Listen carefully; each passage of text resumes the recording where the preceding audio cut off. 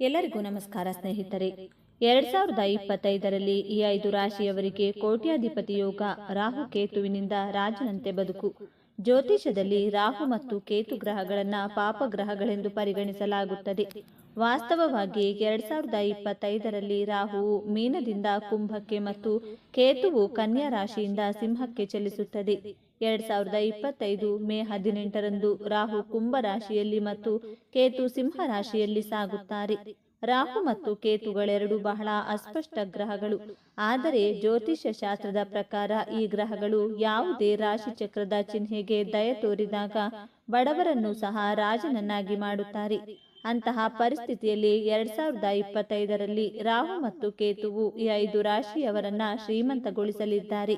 ಈ ರಾಶಿಗಳ ಜನರ ಜೀವನವು ರಾಜನಂತೆಯೇ ಇರುತ್ತದೆ. ರಾಹುಕೇತುಗಳು ಯಾವ ರಾಶಿಯವರಿಗೆ ಅದೃಷ್ಟವನ್ನ ಉಜ್ವಲಗೊಳಿಸುತ್ತಾರೆ ಎಂಬುದನ್ನ ತಿಳಿಯೋಣ ಬನ್ನಿ. ಅದಕ್ಕೂ ಮುಂಚೆ ನೀವಿನ್ನು ಚಾನಲ್ಗೆ ಸಬ್ಸ್ಕ್ರೈಬ್ ಆಗಿಲ್ಲ ಅಂದ್ರೆ ಈಗಲೇ ಸಬ್ಸ್ಕ್ರೈಬ್ ಆಗಿ, ಹಾಗೆ ವಿಡಿಯೋಗೆ ಲೈಕ್ ಮಾಡಿ, ವಿಡಿಯೋ ಸ್ಕಿಪ್ ಮಾಡದೆ ಕೊನೆ ತನಕ ನೋಡಿ. ಕುಂಭ ರಾಶಿ. ರಾಹು ಮತ್ತು ಕೇತು ಒಟ್ಟಿಗೆ 2025ರಲ್ಲಿ ಕುಂಭ ರಾಶಿಯ ಜನರಿಗೆ ಸಂತೋಷ, ಸಮೃದ್ಧಿ ಮತ್ತು ಪ್ರಗತಿಯನ್ನ ತರಲಿದ್ದಾರೆ. ಈ ಅವಧಿಯಲ್ಲಿ ಕುಂಭ ರಾಶಿಯ ಜನರು ಹಠಾತ್ ಆರ್ಥಿಕ ಲಾಭವನ್ನ ಪಡೆಯಬಹುದು. ನಿಮ್ಮ ವೃತ್ತಿ ಜೀವನದಲ್ಲಿ ನೀವು ಕೆಲವು ಉತ್ತಮ ಪ್ರಯೋಜನಗಳನ್ನು ಸಹ ಪಡೆಯುತ್ತೀರಿ. ನೀವು ಮನೆಯವರಿಂದ ಬೆಂಬಲವನ್ನ ಪಡೆಯುತ್ತೀರಿ. ಅಲ್ಲದೆ ನೀವು ಧಾರ್ಮಿಕ ಚಟುವಟಿಕೆಗಳಿಗೆ ಹೆಚ್ಚು ಒಲವು ತೋರುತ್ತೀರಿ. ಈ ಅವಧಿಯಲ್ಲಿ ನೀವು ಸಾಕಷ್ಟು ಆಧ್ಯಾತ್ಮಿಕರಾಗಬಹುದು. ಅಲ್ಲದೆ ಈ ಸಮಯದಲ್ಲಿ ನಿಮ್ಮ ಎಲ್ಲಾ ಕೆಲಸಗಳು ಸುಧಾರಿಸುತ್ತವೆ. ಕುಂಭ ರಾಶಿಗೆ ಸೇರಿದ ಜನರಿಗೆ ಶನಿ ಮತ್ತು ಗುರುವಿನ ಹಿಮ್ಮುಖ ಚಲನೆಯು ಅತ್ಯಂತ ಹೆಚ್ಚಿನ ನೆಮ್ಮದಿಯನ್ನು ನೀಡಲಿದೆ. ಈ ಅವಧಿಯಲ್ಲಿ ಕುಂಭ ರಾಶಿಗೆ ಸೇರಿದ ಜನರ ಖರ್ಚು ಮತ್ತು ಸಮಸ್ಯೆಗಳು ಎಲ್ಲವೂ ದೂರವಾಗುವುದು. ಗುರು ಮತ್ತು ಶನಿಯ ಹಿಮ್ಮುಖ ಚಲನೆಯಿಂದಾಗಿ ನಿಮ್ಮ ಜೇಬು ಯಾವಾಗಲೂ ತುಂಬಿರುವುದು ಮತ್ತು ನಿಮ್ಮ ಮನಸ್ಸಿನಲ್ಲಿನ ಸಮಸ್ಯೆಗಳು ದೂರವಾಗಿ ನೀವು ಆರಾಮವಾಗಿರುವಿರಿ. ಕುಂಭ ರಾಶಿಗೆ ಸೇರಿದ ಜನರಿಗೆ ಈ ಅವಧಿಯಲ್ಲಿ ಧನ ಸಂಪತ್ತಿನಲ್ಲಿ ಸಾಕಷ್ಟು ಹೆಚ್ಚಳವಾಗಲಿದೆ. ಈ ರಾಶಿಗೆ ಸೇರಿದ ಜನರು ತಮ್ಮ ಮನೆಯವರೊಂದಿಗೆ ಉತ್ತಮ ಸಮಯವನ್ನ ಕಳೆಯುವ ಅವಕಾಶ ಲಭಿಸುವುದು. ಕುಂಭ ರಾಶಿಗೆ ಸೇರಿದ ಜನರ ಗೌರವ ಮತ್ತು ಖ್ಯಾತಿ ಸಮಾಜದಲ್ಲಿ ಸಾಕಷ್ಟು ಹೆಚ್ಚಳವಾಗುವ ಸಂಭವವಿದೆ. ಕುಂಭ ರಾಶಿಗೆ ಸೇರಿದ ಜನರು ಅತ್ಯಂತ ಹೆಚ್ಚಿನ ಸಂತೋಷದಿಂದಿರುವುದು ಖಂಡಿತ. ವೃತ್ತಿ ಜೀವನದ ವಿಷಯಕ್ಕೆ ಬಂದಾಗ ನಿಮ್ಮ ಜೀವನವನ್ನ ಸುಧಾರಿಸಲು ಮತ್ತು ಉದ್ಯೋಗ ತೃಪ್ತಿಯನ್ನ ಪಡೆಯಲು ನೀವು ವೃತ್ತಿ ಜೀವನವನ್ನ ಬದಲಾಯಿಸಲು ನಿರ್ಧರಿಸಬಹುದು. ಆದರೆ ಈ ಸಮಯದಲ್ಲಿ ವೃತ್ತಿ ಜೀವನದ ಬದಲಾವಣೆಗಳನ್ನು ತಪ್ಪಿಸುವುದು ಉತ್ತಮ, ಏಕೆಂದರೆ ಅದು ಫಲಪ್ರದವಾಗಿಲ್ಲ. ಸಾಮಾಜಿಕ ಜೀವನದಲ್ಲಿ ಮತ್ತು ಸ್ನೇಹಿತರೊಂದಿಗಿನ ಸಂಬಂಧಗಳಲ್ಲಿ ಕೆಲವು ಏರಿಳಿತಗಳು ಇರಬಹುದು. ಮಕರ ರಾಶಿ. ಮಕರ ರಾಶಿಯ ಜನರು 2025ರಲ್ಲಿ ತಮ್ಮ ಶ್ರಮದ ಫಲವನ್ನ ಪಡೆಯುತ್ತಾರೆ. ನೀವು ಈಗ ಮಾಡುತ್ತಿರುವ ಪ್ರಯತ್ನಗಳು ರಾಹು ಮತ್ತು ಕೇತುಗಳು ಒಟ್ಟಾಗಿ 2025ರಲ್ಲಿ ನಿಮಗೆ ಸಂತೋಷದ ಫಲಿತಾಂಶಗಳನ್ನು ನೀಡುತ್ತವೆ. 2025ರ ವರ್ಷವು ನಿಮಗೆ ಅದೃಷ್ಟದಾಯಕವಾಗಿರುತ್ತದೆ. ಈ ಅವಧಿಯಲ್ಲಿ ನೀವು ಉತ್ತಮ ಪ್ರಮಾಣದ ಆರ್ಥಿಕ ಲಾಭವನ್ನ ಪಡೆಯುತ್ತೀರಿ. ಈ ವರ್ಷ ನೀವು ಅನೇಕ ಸಂತೋಷ ಪ್ರವಾಸಗಳನ್ನು ತೆಗೆದುಕೊಳ್ಳಬಹುದು. ಕುಟುಂಬದೊಂದಿಗೆ ನಿಮ್ಮ ಸಂಬಂಧಗಳು ಸಹ ಬಲಗೊಳ್ಳುತ್ತವೆ.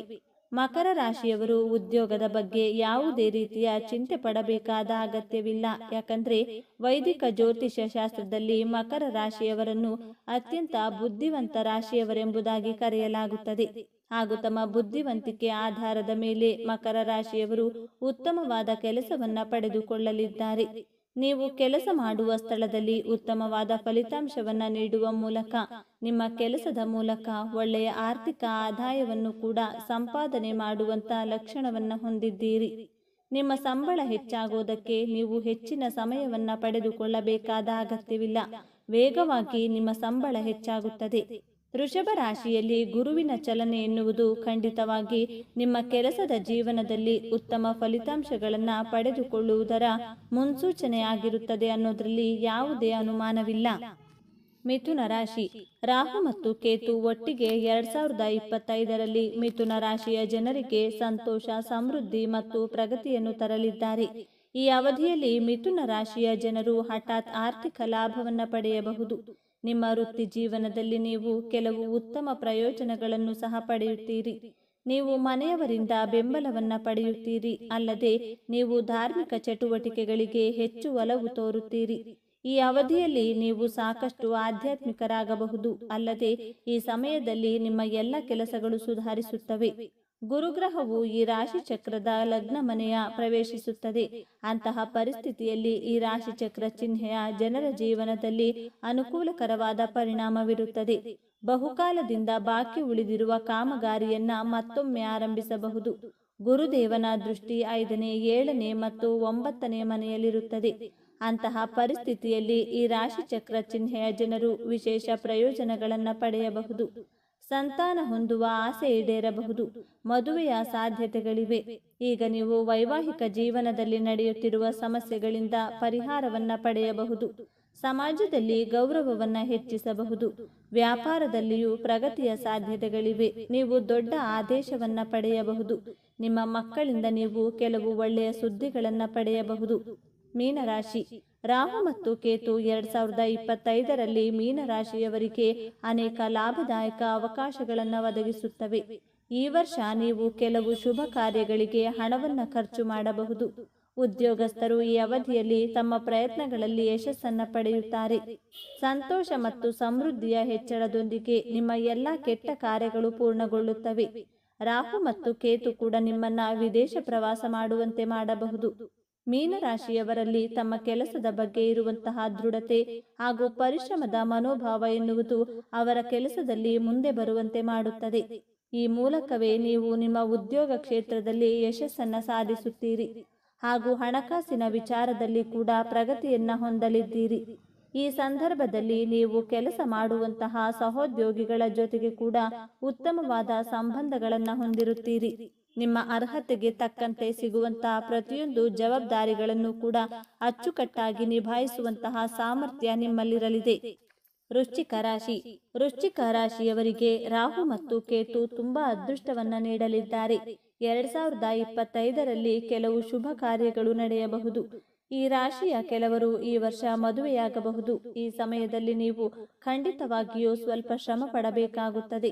ಆದರೆ ನೀವು ದೊಡ್ಡ ಪ್ರಮಾಣದ ಲಾಭವನ್ನ ಪಡೆಯುತ್ತೀರಿ. ಈ ಅವಧಿಯಲ್ಲಿ ನೀವು ಸಂಪತ್ತು, ಆಸ್ತಿ ಮತ್ತು ಭೂಮಿಯಿಂದ ಸಂತೋಷವನ್ನ ಪಡೆಯಬಹುದು.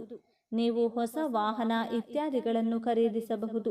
ಸಾಕಷ್ಟು ಸಮಯಗಳಿಂದ ಕೆಲಸ ಇಲ್ಲದೆ ಕಷ್ಟಪಡುತ್ತಿರುವಂತಹ ವೃಶ್ಚಿಕ ರಾಶಿಯವರಿಗೆ ಈ ಸಮಯದಲ್ಲಿ ಕೈತುಂಬ ಸಂಬಳ ಸಿಗುವಂತಹ ಕೆಲಸ ಸಿಗಲಿದೆ. ಬೇರೆ ಬೇರೆ ಆದಾಯದ ಮೂಲಗಳು ಕೂಡ ಸೃಷ್ಟಿಯಾಗಲಿವೆ ಹಾಗೂ ಕೆಲಸದಲ್ಲಿ ಒಂದಕ್ಕಿಂತ ಹೆಚ್ಚಿನ ಕೆಲಸ ಸಿಗಲಿದೆ. ಒಬ್ಬ ಉದ್ಯೋಗಿಯಾಗಿ ಹಾಗೂ ಉದ್ಯಮದ ಮಾಲೀಕನಾಗಿ 2 ವಿಧದಲ್ಲಿ ಕೂಡ ನೀವು ಲಾಭವನ್ನ ಸಂಪಾದನೆ ಮಾಡಲಿದ್ದೀರಿ. ಪಾರ್ಟ್ನರ್ಶಿಪ್ ಕೆಲಸ ಮಾಡುವವರಿಗೂ ಕೂಡ ಈ ಸಂದರ್ಭದಲ್ಲಿ ಲಾಭ ಕಟ್ಟಿಟ್ಟ ಬುತ್ತಿಯಾಗಿದ್ದು, ಒಂದು ವೇಳೆ ನೀವು ನಿಮ್ಮದೇ ಆದಂತಹ ಉದ್ಯಮವನ್ನ ಹೊಂದಿದ್ರೆ ಅದನ್ನ ಇನ್ನಷ್ಟು ದೊಡ್ಡದಾಗಿ ವಿಸ್ತರಿಸಬಹುದಾದಂತಹ ಅವಕಾಶ ನಿಮಗಿದೆ. ಇತ್ತೀಚಿನ ದಿನಗಳಲ್ಲಿ ನಿಮ್ಮ ಉದ್ಯೋಗ ಕ್ಷೇತ್ರದಲ್ಲಿ ಕೆಲವೊಂದು ಚಾಲೆಂಜ್ಗಳನ್ನು ನೀವು ಎದುರಿಸುತ್ತಿರಬಹುದು. ಆದರೆ ಹೆಚ್ಚು ದಿನಗಳ ಕಾಲ ಕಷ್ಟಪಡಬೇಕಾದ ಅಗತ್ಯವಿಲ್ಲ. ಆ ಎಲ್ಲ ಸಮಸ್ಯೆಗಳು ದೂರವಾಗಲಿವೆ. ಹಿರಿಯ ವರಿಷ್ಠ ಅಧಿಕಾರಿಗಳ ಜೊತೆಗೆ ಕೂಡ ಕೆಲಸದ ಬಗ್ಗೆ ನೀವು ಚರ್ಚಿಸಬಹುದಾದಂತಹ ದೊಡ್ಡ ಮಟ್ಟದ ಅವಕಾಶಗಳನ್ನು ಪಡೆದುಕೊಳ್ಳುತ್ತೀರಿ ಹಾಗೂ ನಿಮ್ಮ ಕೆಲಸದಿಂದ ಮೆಚ್ಚುಗೆ ಪಡೆದ ಅವರು ಇನ್ನಷ್ಟು ದೊಡ್ಡ ಮಟ್ಟದ ಜವಾಬ್ದಾರಿಗಳನ್ನು ನಿಮಗೆ ನೀಡಲಿದ್ದಾರೆ. ಒಟ್ಟಾರೆಯಾಗಿ ನೀವು ಕೆಲಸ ಮಾಡುತ್ತಿರುವ ಕ್ಷೇತ್ರದಲ್ಲಿ ಹಿಂದೆಂದಿಗಿಂತಲೂ ಹೆಚ್ಚಾಗಿ ಸಾಧನೆ ಮಾಡುವ ಹಾಗೂ ಸಾಧಕರ ಸ್ಥಾನದಲ್ಲಿ ನಿಲ್ಲುವಂತಹ ಅವಕಾಶ ಸಿಗಲಿದೆ. ಒಂದು ವೇಳೆ ಹೊಸ ವ್ಯಾಪಾರವನ್ನ ಪ್ರಾರಂಭ ಮಾಡಬೇಕು ಅಂತ ಯೋಜನೆ ಹಾಕಿಕೊಂಡಿದ್ರೆ ಅದಕ್ಕೂ ಕೂಡ ಒಳ್ಳೆಯ ಸಮಯ.